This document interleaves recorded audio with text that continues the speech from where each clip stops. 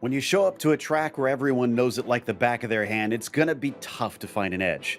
Okayama will likely provide that type of challenge as we get ready to watch round one of the Lotus 79 Sunday Grand Prix series.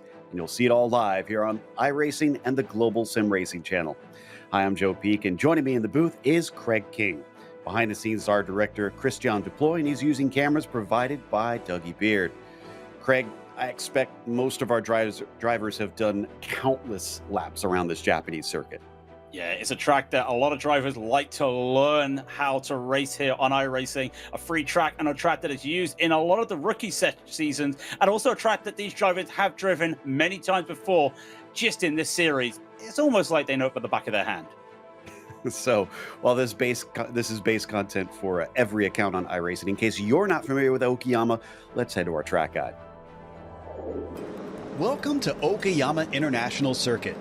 Located an hour's drive northeast of its titular city, it sits nestled among the green lush hills in southern Japan. Built in 1990, it's most well known for the two visits Formula One made in 94 and 95. But since then, national and international touring car series have come to race here as well. Otherwise, the two available layouts are mostly used for club racing and amateur track days. The full course is just under 4 kilometers with 11 turns, and the short version is a measly 2 kilometers with 7 turns. It does this by cutting out the portion between Williams and Revolver. While hairpins abound throughout the lap, overtakes tend to be surprisingly hard. The first corner, Atwood Curve, and Hairpin are the main spots where drivers can attempt a traditional pass. Hairpin makes for unique battles though. The unusually steep banking for a road course, plus the switch back into Revolver, means that holding it around the outside can reward a brave driver. However, while it is a more modern facility, runoff in some places is shockingly small, and it can be easy to damage your car. This section in particular around Revolver, Piper, and Redmond gets slightly claustrophobic. The pit entry requires some practice since you must use the inside lane of Mike Knight, otherwise you'll get a penalty. While it might not see as much use in the real world, here on iRacing this track is part of the base content, and so new road racers will find themselves here frequently. With it being suitable for a wide range of styles of cars, it's sure to excite many of the competitors who tackle it. Well, I guess compared to real-world F1 history, this is going to be a few years too early for the Lotus 79 showing up here, Craig. A little bit too early, but it's still a track that these cars can actually enjoy like they did in the 90s. A lot of flowing sections, a lot of elevation changes, and a nice opportunity for overtakes, which you look at going uphill at the Atwood Curve at turn 4, which we'll see very shortly, that you can work out where it is onto the long straight. Just provides a lot of opportunities, even though it's uphill. Does give the drivers a great chance to just let the throttle loose. And then it's the double hairpin into Revolver at 5 and 6, open it in to Piper. As we see, there's the flowy section here. There it is, 5 and 6 at hairpin and Piper. It's a Revolver, sorry. It's such a tough section because if you want to make the move, and it's the same with the whole of that in middle section, you have to commit to the move and be prepared to go side by side. And that's the name of the game today. A lot of side by side driving before you get back to Mike Knight corner, before full speed at last corner. Be careful, you can't get an off track there. That's going to be another interesting point for the race. And there's also that gravel pit just to the outside. I imagine we'll see quite a bit of dirt being kicked onto the track from that as drivers try to push the limit there. Obviously, no championship to talk about as this is the first round of the season. However, for the race details of today's event, we have 28 laps to run. So they do get around here relatively quickly. So it's going to go by fast. That said, there's a few other things they do need to be worried about here in the first round of the season. Open setups. You want to try and get the car to your liking, but this is a series that is very, very open. The community will readily share car setups with you. In fact, the fastest drivers often will hand you theirs and basically put it up to you to try and match their times. But they're very willing to make sure that everybody's up to speed. No spare car, so you don't want to damage it, and it is pretty close to the barriers around much of this track, so could see some drivers run into some issues. Drive-through penalty at 17 incidents and a DQ at 25 keeps everybody honest. But for now, right now, it's going to be about putting the fast lap down, Craig. We've got Pauli Partonen back with the fastest lap provisionally on the pole position. Let's see if he can hold on to it as the second laps start to fall in line here. Yeah, a pretty big field out here today. And Pauli Partonen, one of those drivers who has been the advocate of this series, really hyping it up. We do our best to hype it up with what we've done here on the broadcast, especially last season with loads of iRacing moments that I've seen on the social medias. But Pauli Partonen, one of those drivers that have really hit home the, come on everyone, get into it. You'll see him on the forums, you'll see him on social media, and you can join in on this. This is the official series for the Lotus 79. Almost said the 49s. They've got their own thing on a Saturday, and you can even sign up to have your own little team, mimic the old school days like in the 70s and 80s, where you can say that you represent Ferrari or Lotus or even TVR like some of the drivers do. Yeah, I do love the passion they have for all the various championships that they essentially kind of run privately, even though these are official sessions. Like I said, it's a very close-knit community. And Parton in second lap, by the way, he did improve. It's down to a 118 flat. That's a full second ahead of Taylor Lane, as you can see on the tower on the left-hand side. So it is not looking good for those that want to try and topple our current reigning champion. No Togo Hisada here today at home soil for him, or what would have been home soil for him, to try and take the fight to him. Meanwhile, Ian Haycock's currently 17th after his latest lap around.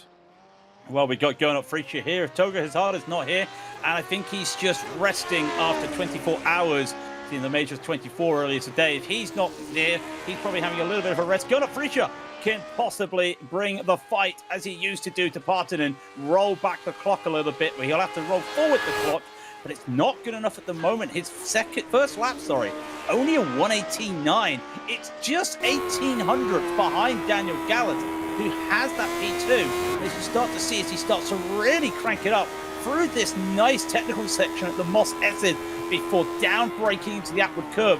Let's see how early he gets on the throttle. Gets it really good. The car is very stable here. I would have thought the back would have wanted to slide a little bit. It felt he got really early on the throttle there. Yeah, it does look like it's a very nicely handling car here in his qualifying. This is his second lap, so he could still improve. And usually, from what we've seen over the past couple seasons, these tires do get better in the second lap of qualifying. Now, Partonen is about 9/10 of a second ahead of Freacher, so there is a lot of work to be done. But I want to give credit to Gallus. I don't think we typically see him on the front row of the grid, Craig. No, I can't remember the last time I saw him this high up the grid.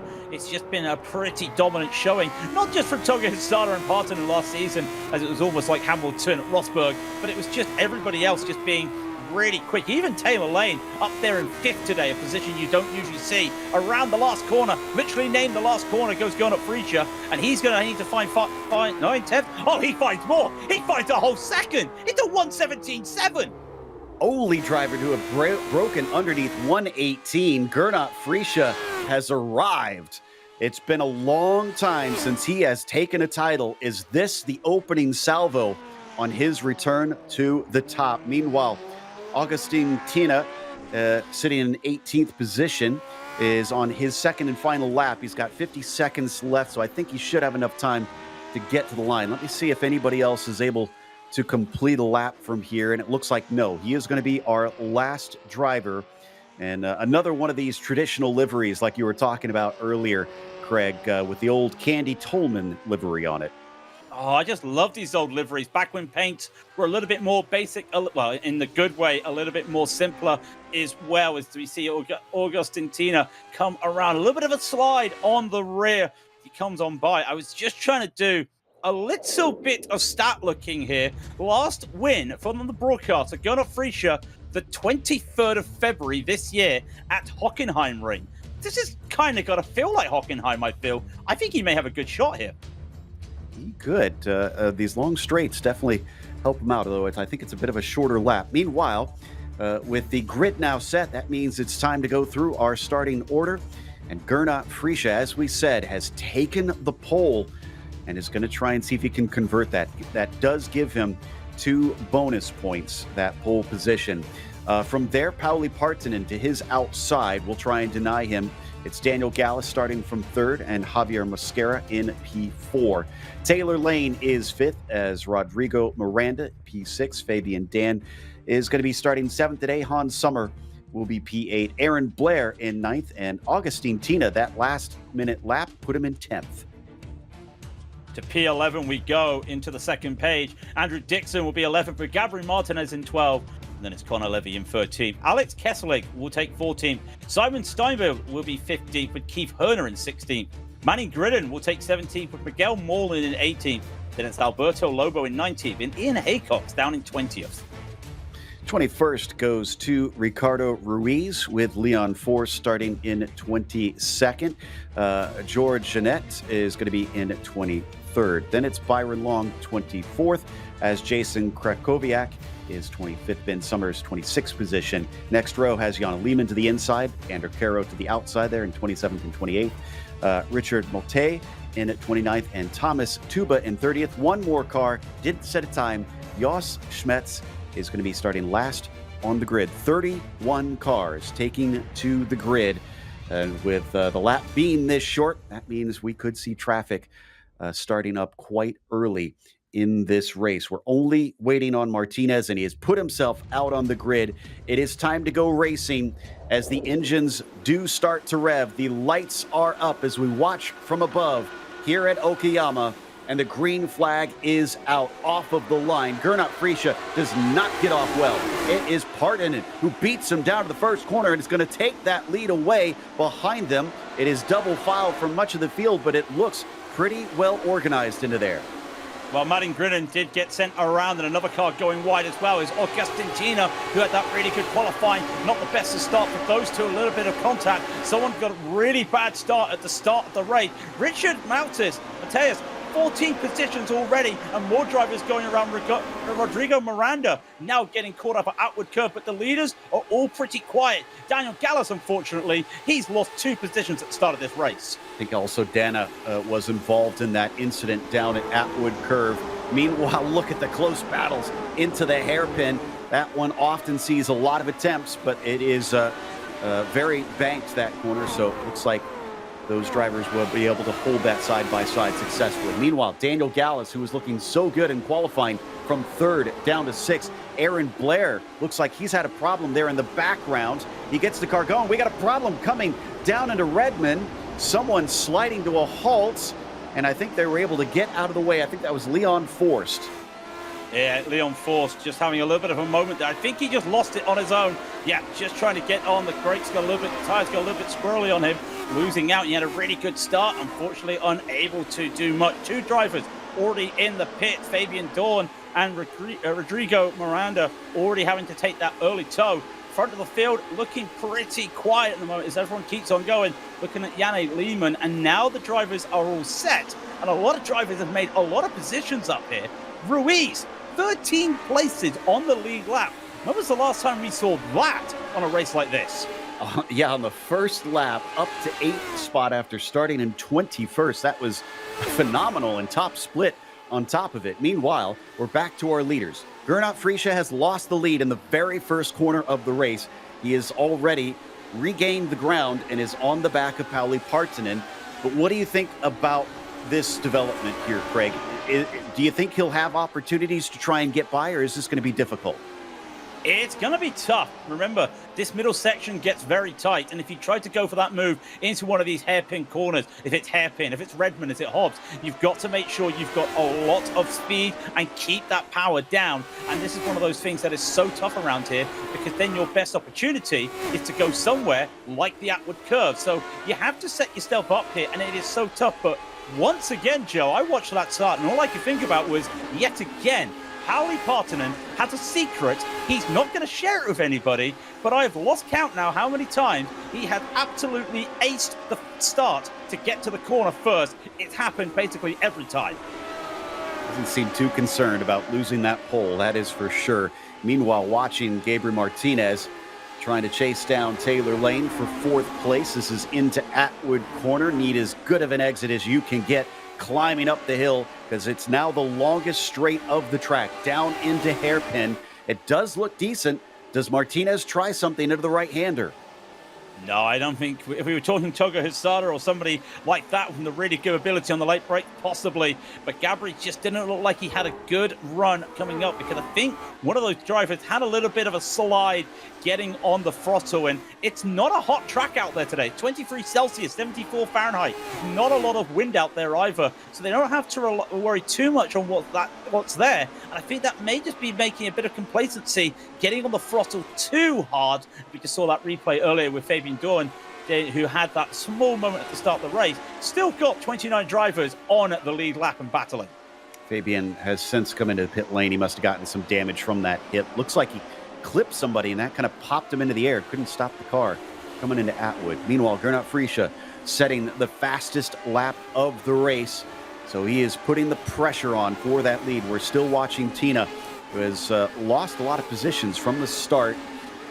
Is working on Aaron Blair, although Blair is actually working to try and get by Gord, and he does. Successful pass into turn one by the number 10 car.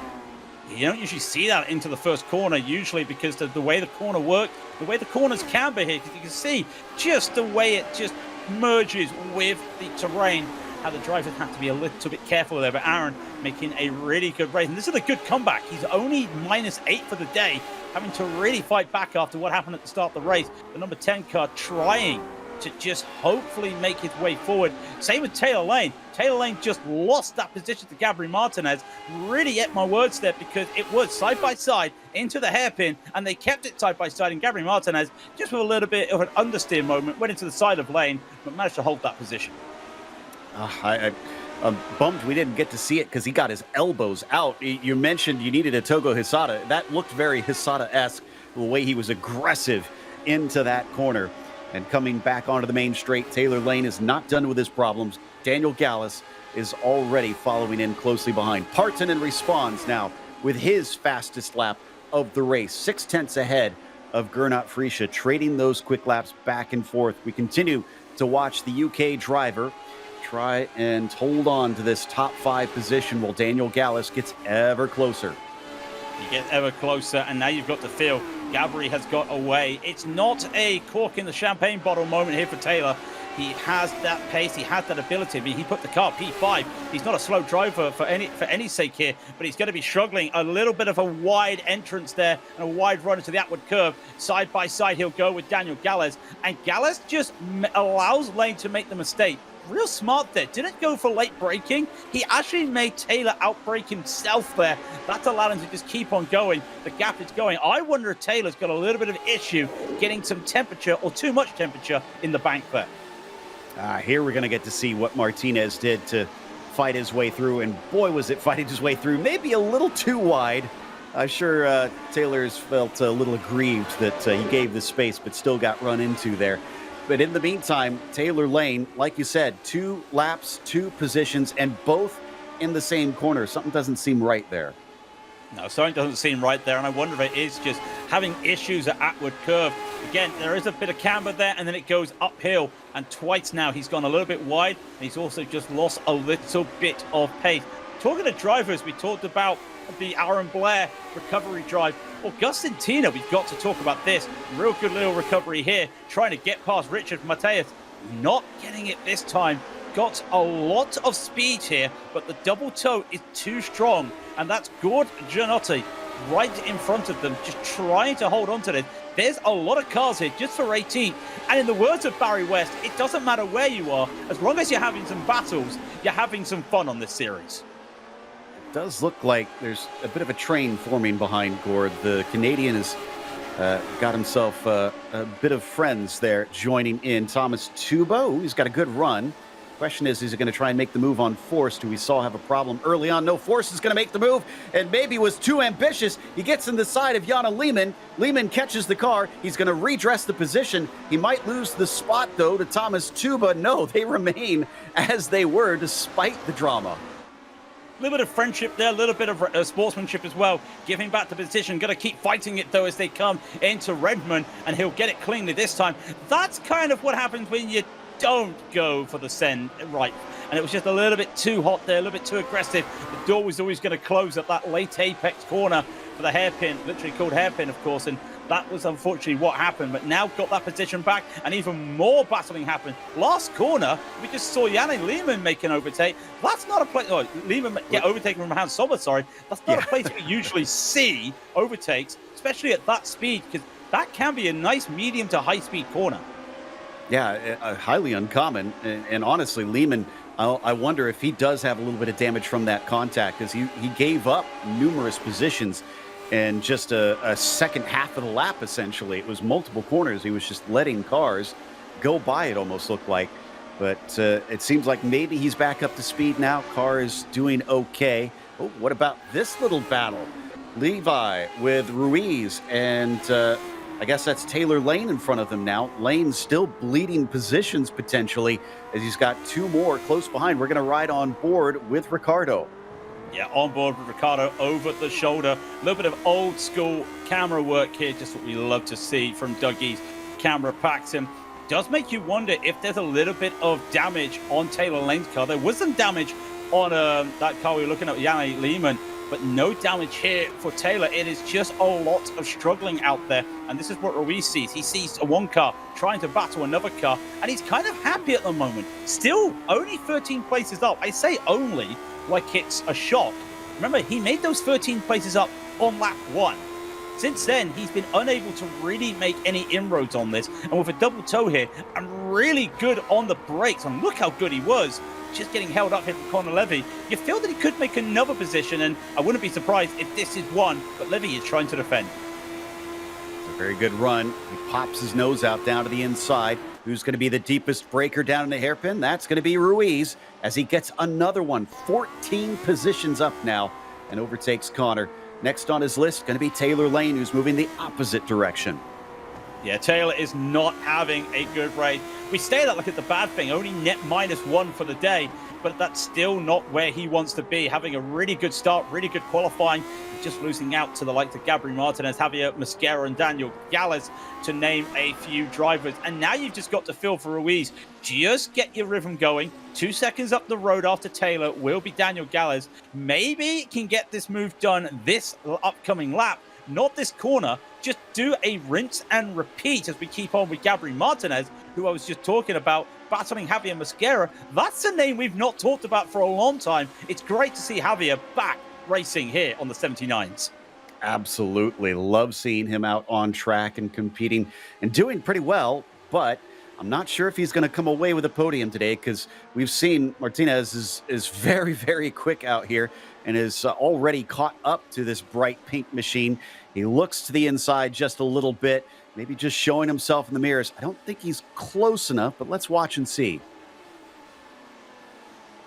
I wouldn't say that's close enough to me. I think Gabriel's realized he can do some late braking, like we're having right here behind them, as Ruiz tried to get to the inside of Taylor Lane. And this is one of those problems we talked about. You don't get the move stuck at the hairpin. You have to go side by side through revolver, and side by side a spin, and everybody survives. That's a real good heads up driving from everyone, and good from Taylor to get on the brakes the moment that car went sideways.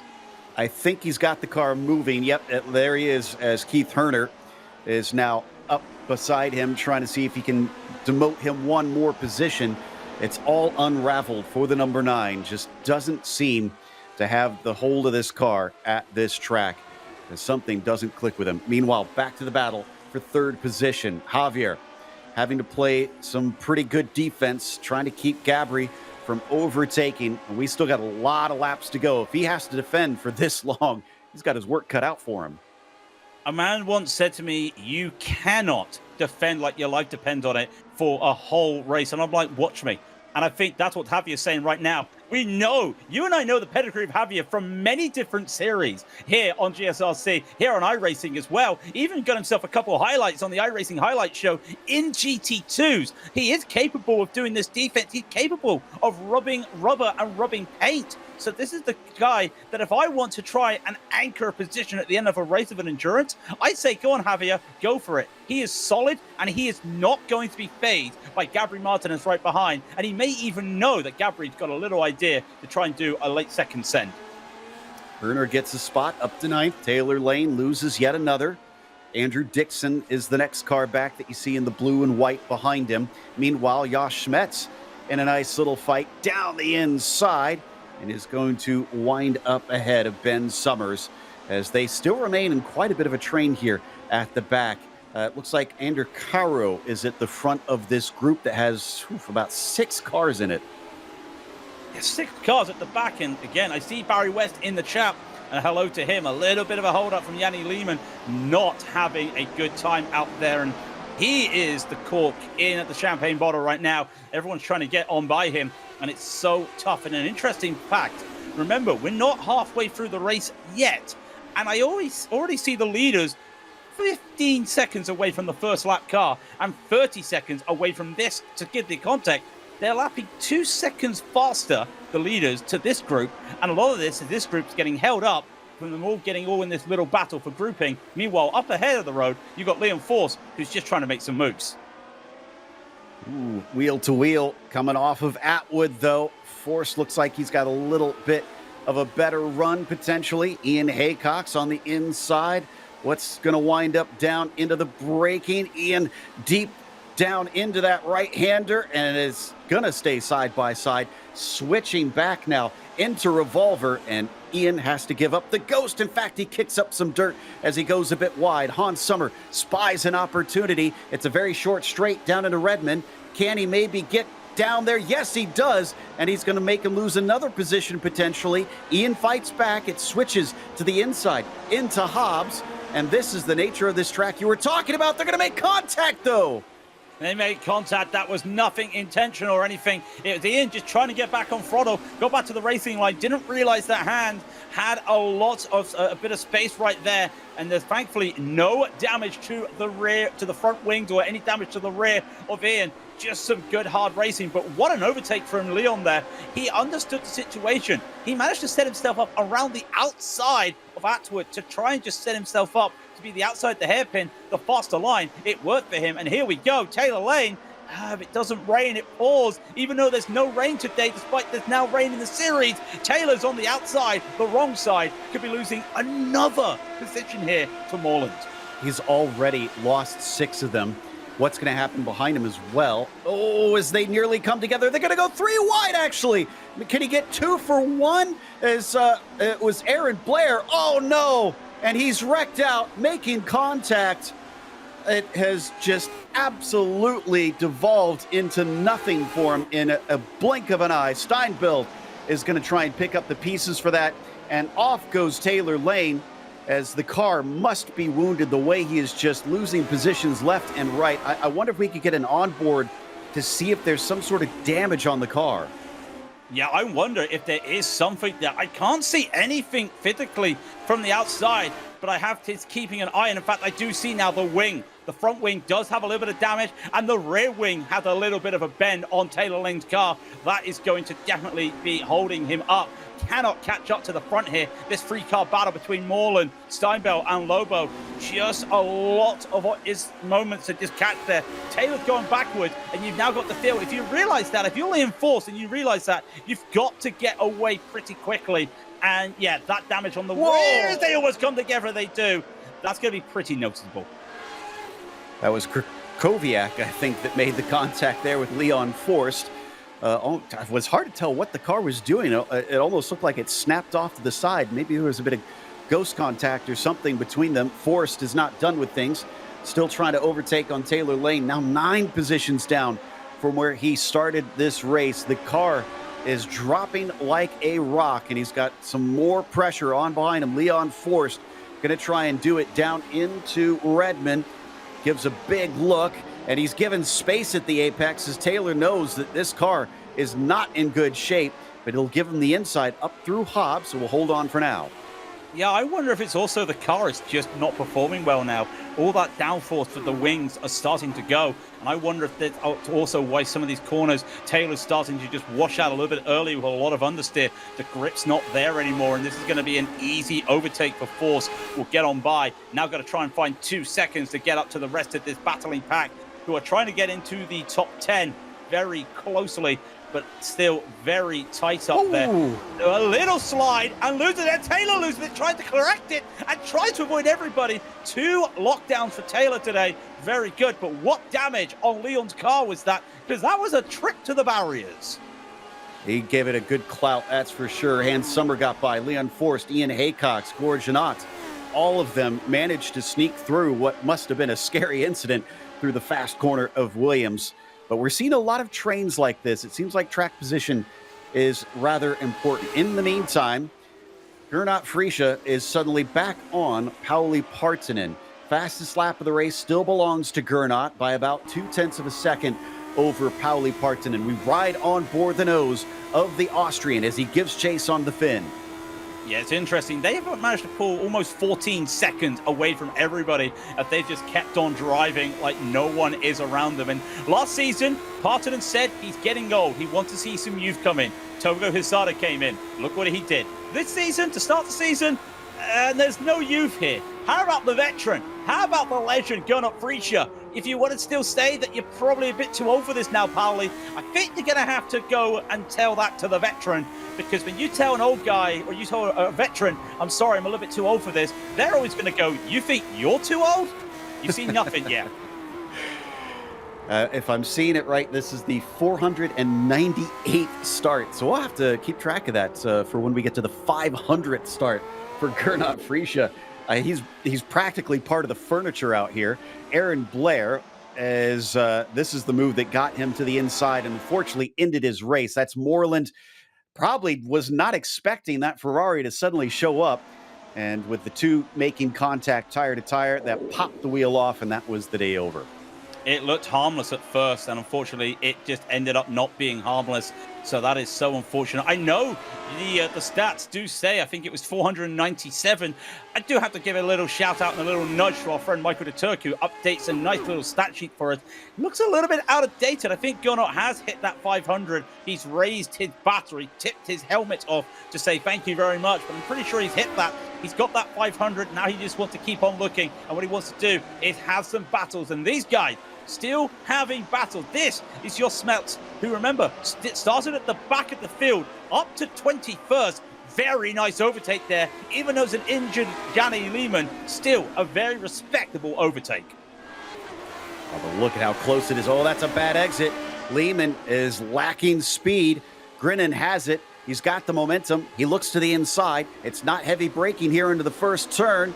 As he carries it through, he will move up to 22nd. Almost contact between Lehmann and Long behind him. Long has to back out. Has to back out and lives to fight another day. And these drivers having that real issue here with a lot of the throttle and a lot of this time. They're so close together. And remember, they don't have brake lights. So they can't do an instant reaction to a brakes. They almost have to do it at the last moment. And that starts a lot of this concertina effect. And you're seeing this in those tighter sections like the Moss S, like the Revolver and Piper Redmond Hobbs complex, because you just have to just make sure no one just keeps it a bit untidy. And now we start to see Gernot getting really close, looking to try and throw a little line up there to Partanen. And I'll tell you what, he's early apex that corner. He's had to get off the throttle there. That was looking like a chance to make a move into the hairpin. Unfortunately, turning in too early has cost him. Well, you talked about, Pauli asking for the young blood to come in. I'll be honest, this feels like the same song, different verse, because last season it was Pauli and Togo that were just interlocked, constantly battling, but that was a big mistake right there from Friesche. He loses a couple car lengths. These two, I don't think they've been farther apart than a second and a half this entire race. I think the furthest apart they were was going into turn one where Partanen got past him. That's it. This is probably also the second time they've been the furthest away. Just a couple mistakes there from Friesche. Just upsets the rhythm. It's a rhythm track because of, like most Japanese tracks, there's a lot of rhythm to this track, and just that one mistake just really set you up. Yes, it was outward curve. You think about it, make that mistake, have to do a little bit of lifting, have to lose some throttle. You change your speed going into hairpin. It just has a knock-on effect, and he's now going to have to hope that he can just get his rhythm back, because he was so close, and he's got 11 laps to go to try and look for this overtake. Still a lot of time. I don't think there's any time to panic right now as you're going up Friesche.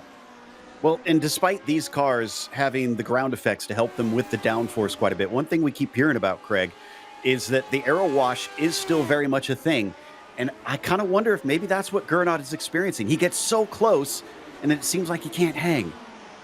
Do you know, it wouldn't surprise me, and it might also be a lot of the reasons we've seen some moments in the tighter sections in the rest of the field, just because that dirty air just holding on. Just look at the speed you cover through these corners here at Revolver into Piper and now Redmond. It just goes to show that you have to just keep that speed, but also just avoid the gaps here. So maybe he's having a little arrow wash moment here and just trying to go by, and just look again, understeer coming out of Hobbs.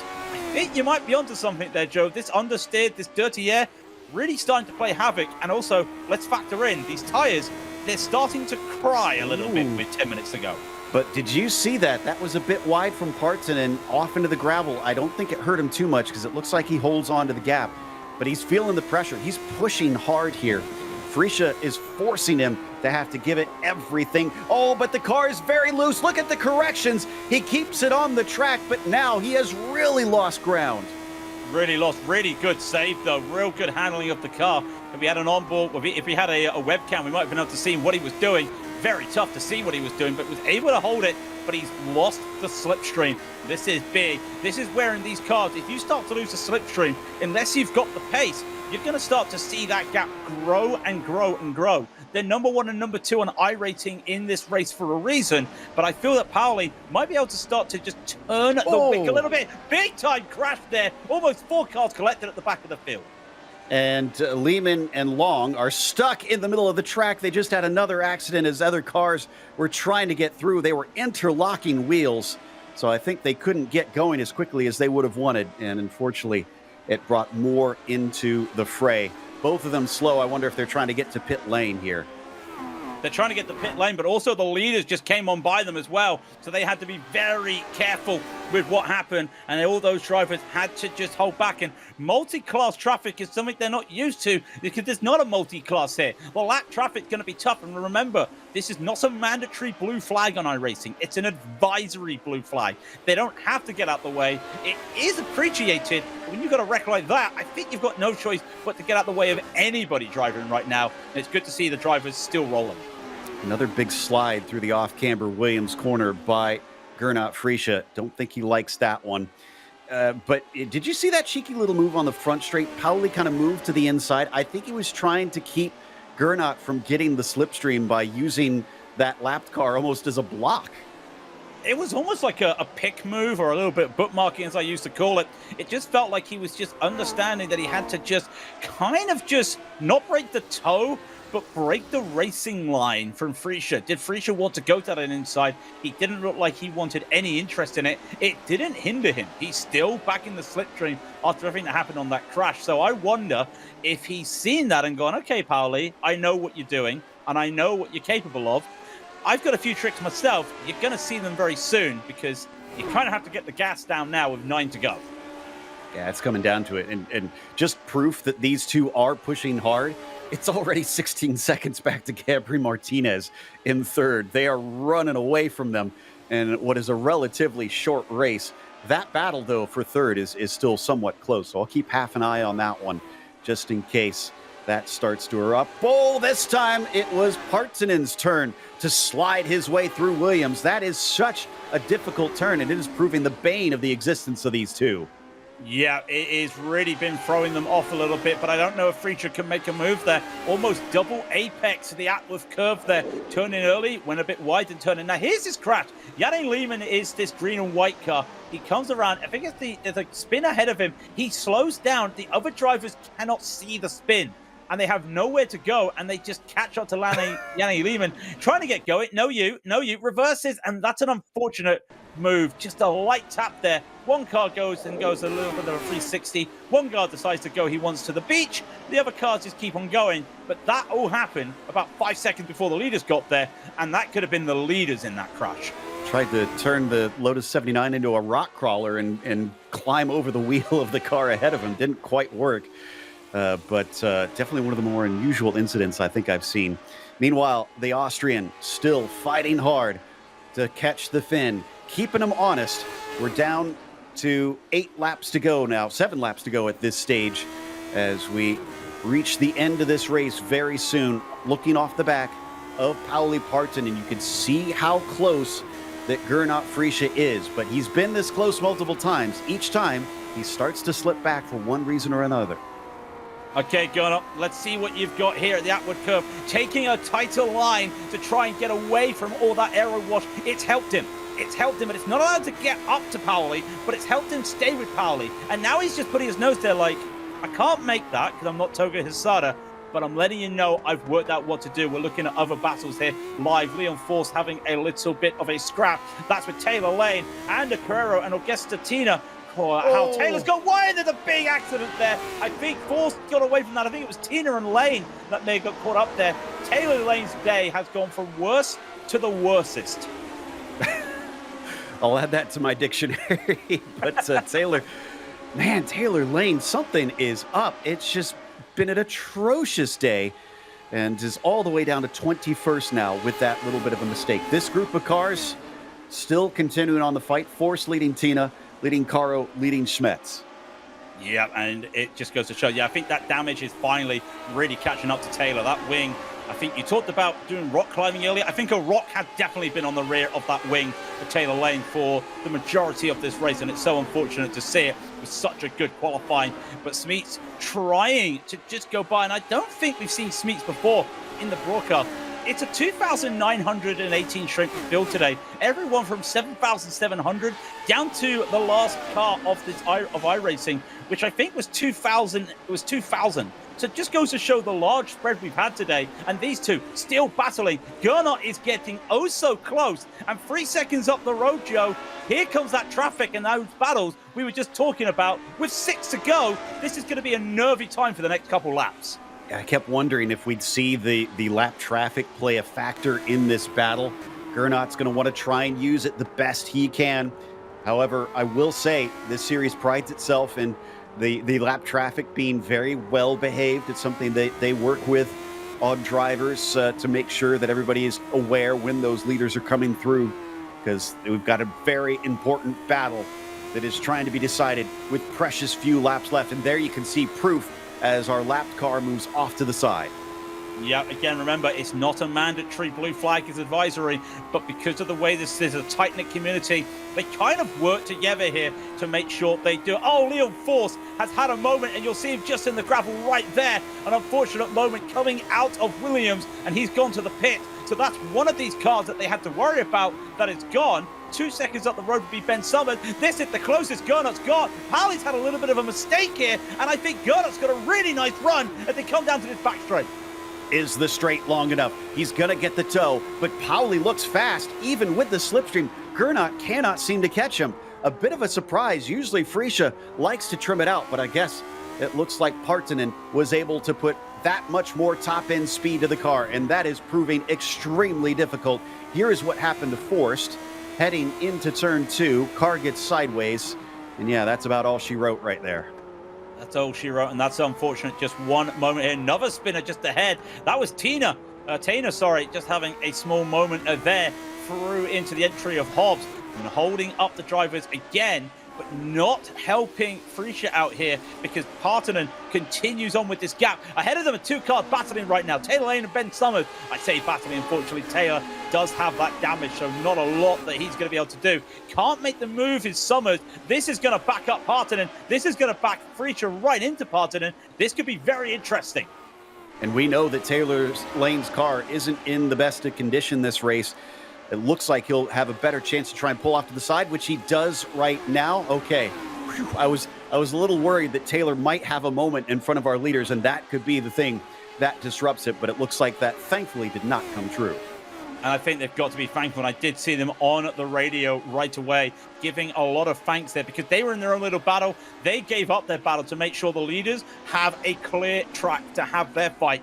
Because this is the one, well, every battle matters, but this is the one that everyone's eyes on at the moment. And when you see on the relative a blue name, or red name, sorry, with 1 and 2 next to it, you know you've got to give the respect. Thankfully, they did it. 2 more cars up ahead. Hopefully they can get that, but here's another battle. Morland trying to get by Hans Sommer, Andrew Dixon ahead of them. Very interesting battles. You've still got battles out there on track, even with Partonen having a bit of a slide here. Nothing is signed, sealed, and delivered. free to go, Joe. This is the closest Freacher's been all race. I could almost reach out and touch it, but that cost him the exit of the corner. That's what he needed, and he lost ground once again. Lapped car in front of them, Andrew Caro, just a little bit off the racing line. Which side does he choose? Tries to stay the left-hand side, but I think that caught out the Finn as Parton was not sure which way he was going to go. Didn't give a chance to Freesia this time. 3 laps left. What does he do to try and take this lead back? Remember, they were in the reverse order when they gridded up. It's Freesia trying to return the favor and retake the lead. I don't know if he's got it. He's not getting the run at Atwood. And we know that Atwood curve is the key exit here to make an overtake down here to the hairpin. And it's just not working for him today. The camber is not helping him as well. He tried to go for a move. So he has to start thinking elsewhere. But these tight sections, the air, the dirty air, throwing up a lot here. Really throwing off Freacher on his day. Not a lot he could do. Freacher was surprised that he got that pole position. However, everybody knew he had the pace. Everyone knows he's still got the pace. But unfortunately, there's a man who's got a trophy he wants to keep defending this season, Joe. It's going to be tough for Partonen to let go of that trophy. No doubt. I'm sure he's going to work like the Dickens to hold on to it. They're going to get 2 to go this time by. Now, they have 1 car up ahead, Krakowiak.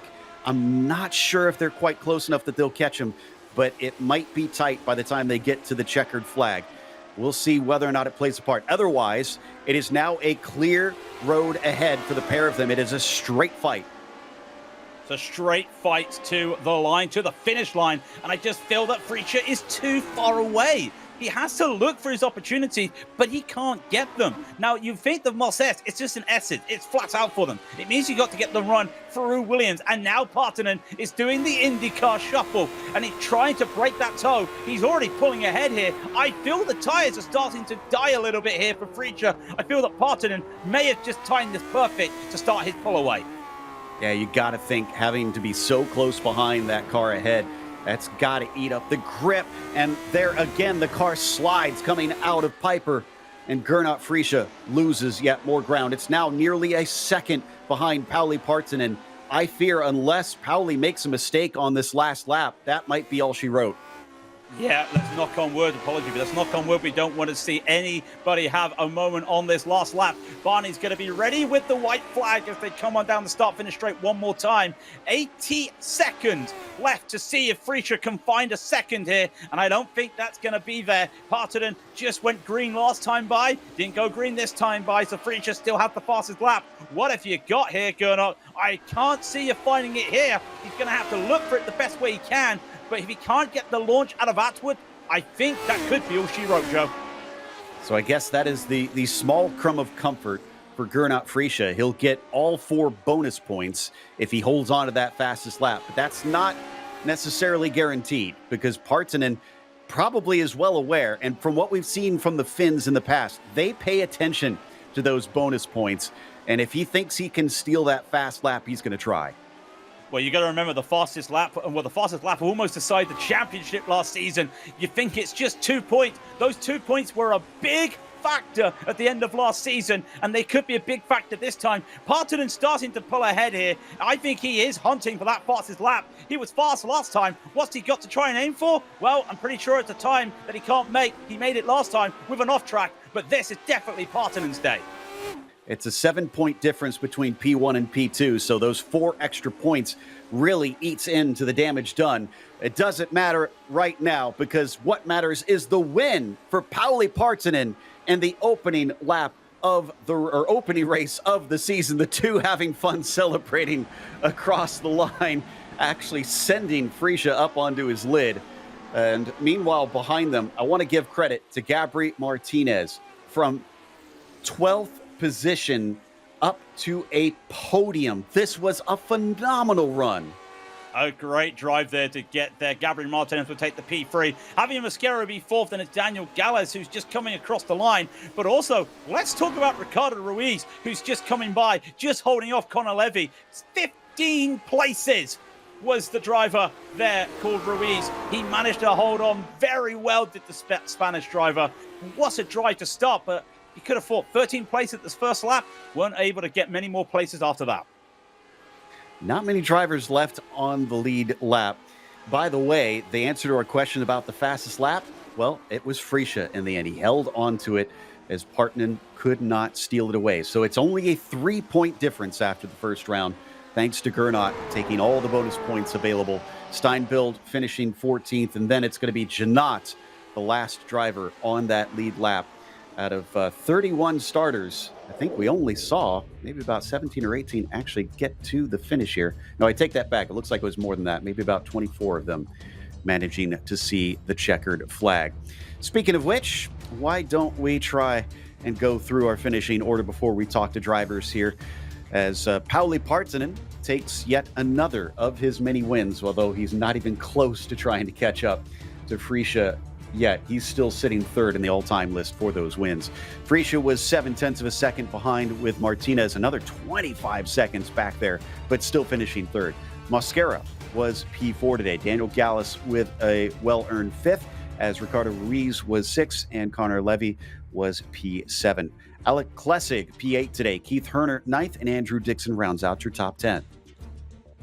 To the second page, it's going to be Hans Sommer, who will be in 11th, Alberto Lobo in 12th. Miguel Morland will take 13th, with Simon Steinbild in 14th, and then Ian Haycox at 15th. 7 places for Gord Janot in 16th. 11 places for Anna Karen, 17th, and Jos Smits will be 18th. Ben Summers will take 19th, and what an unfortunate day to not remember for Taylor Lane. 15 places down in 20th. 21st is going to go to Manning Gridden, with Augustine Tina in 22nd. Thomas Tuba, P23. Jana Lehman in 24th, and Byron Long, 25th today. Krakowiak, 26th for him. Then we get into the DNFs with Leon Forst, Aaron Blair, Richard Maltai, and Rodrigo Miranda. Fabian Dan, unfortunately, out on pretty much the first lap of the race for this one. Going to be a bit frustrated about that. Looks like we have our winner ready to talk to us. Pauli Partanen returning and picking up exactly where he left off with another victory. Pauli, you traded one bit of pressure from the driver behind for another. Instead of a Japanese driver, it's an Austrian this time. But does it feel the same? Yeah, it feels the same. Yeah, Gernot had super pace, and actually he seemed to have a bit different kind of setup than me. At least to me, it seemed like that he had a bit more wing, so he was super fast on the slow corners, and he didn't really have the top pace to overtake me, so I was not really that nervous, but I knew that if I make a single mistake, it will be over, because I think Gernot had a bit more pace than me. It did look like he was able to catch you pretty quickly, just could not seem to get that pass done. Talk about how the car was driving around this track, though. We saw quite a few slides around some of these quicker corners. Yeah, it was actually surprisingly hard.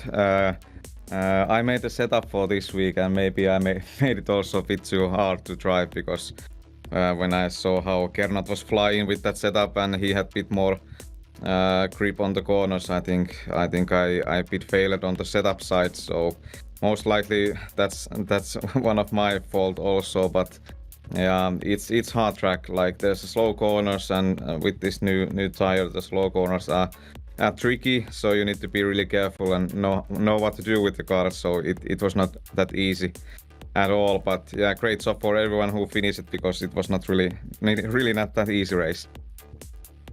You know, I want to correct something that I had said just a little bit ago, because I had said you were third on the all-time wins list. I think you're actually now second on the all-time wins list. I am. Do you have any thoughts whatsoever of catching Gernot? Because I know it's going to take perhaps years to do so.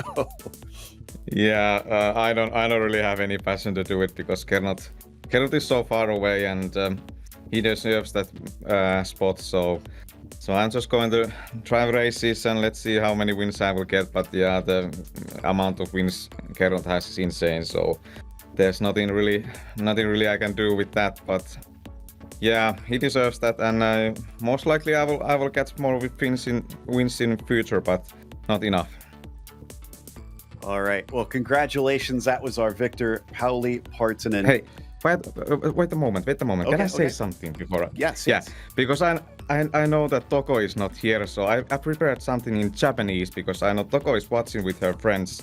his friends right now, so I beg my Japanese for a moment. So here it goes. Konnichiwa tokosan to oto modachi. Tanois ne kudais ne watashi no kavari ni tokosan ni piiru o okotte akate kudoisai.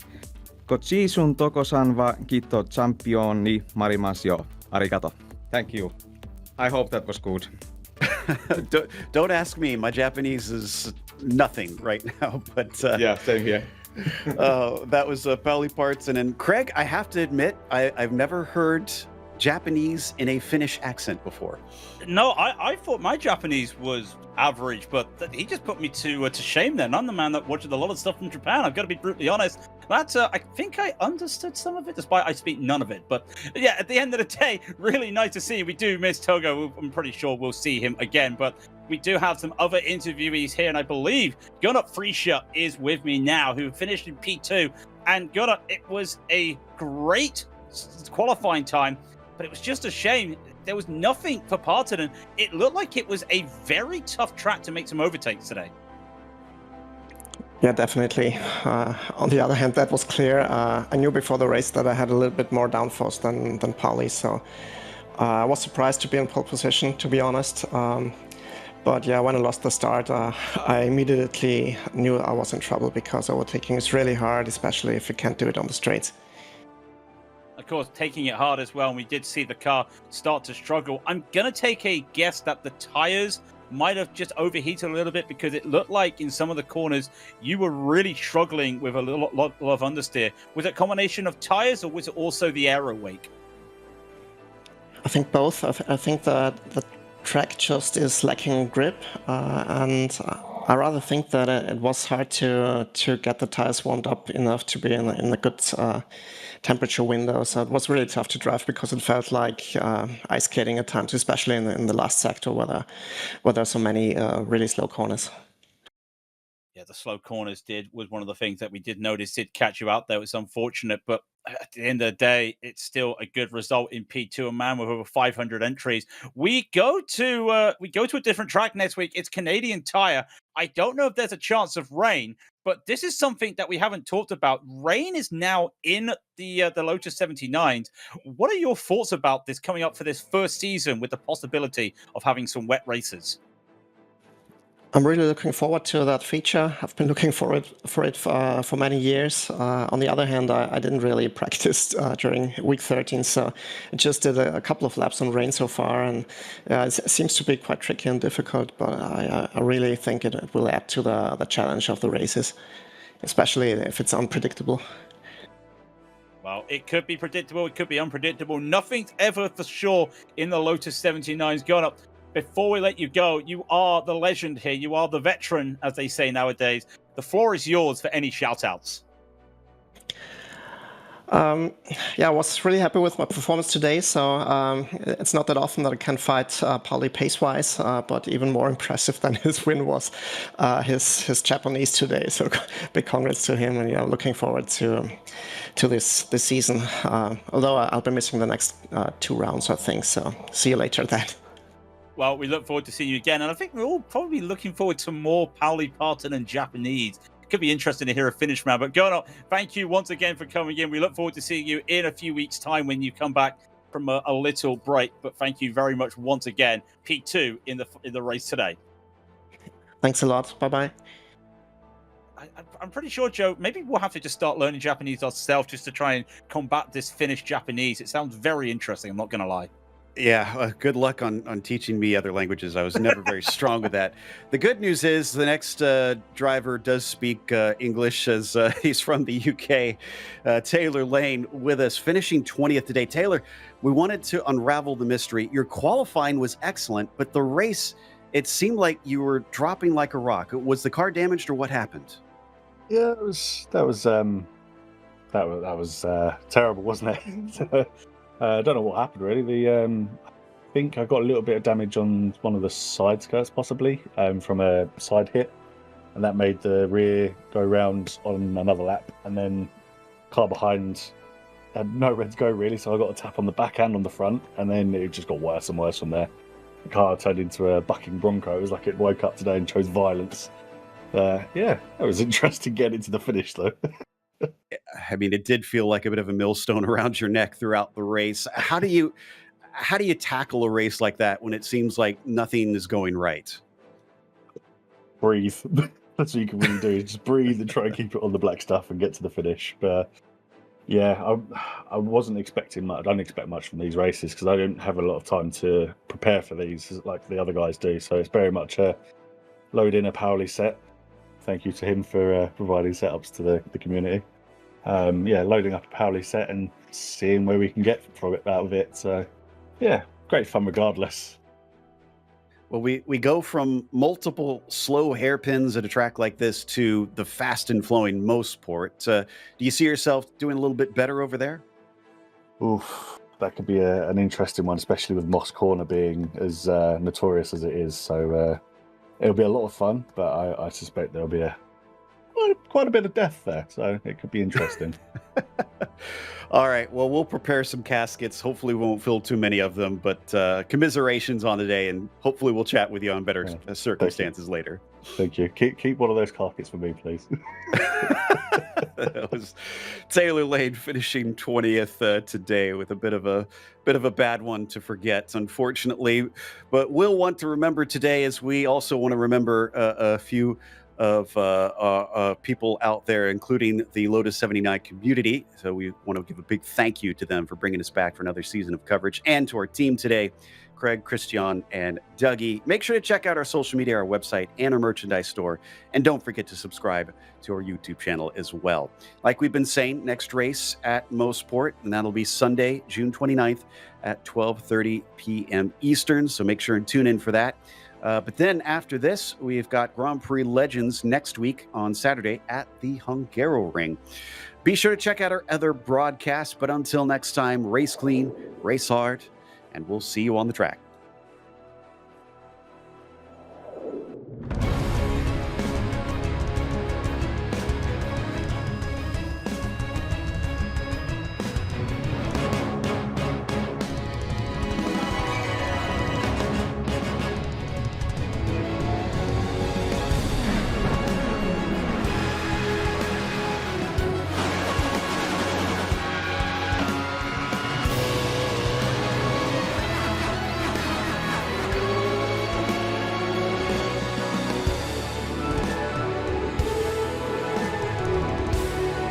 This is iRacing.